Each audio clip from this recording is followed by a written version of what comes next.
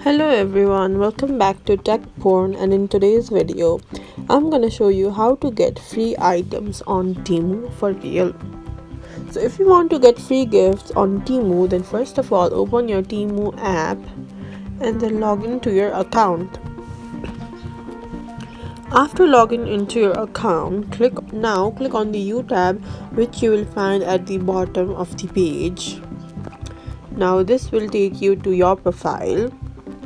Now scroll down till you see Deals Hub. Click on Deals Hub. Now here you will see a lot of options. What you will need to do is click on Free Gift.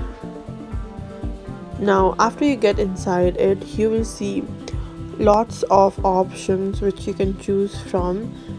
Now click Claim on any you want and click on Claim it for free. Now pick your second free item, then your third item, your fourth item. Now give your personal details and save it to ship the freebies to your place.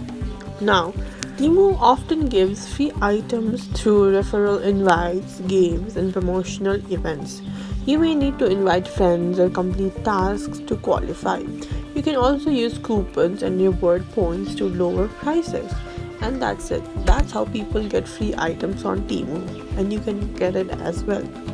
Thank you for watching and follow us for more tips and tutorials.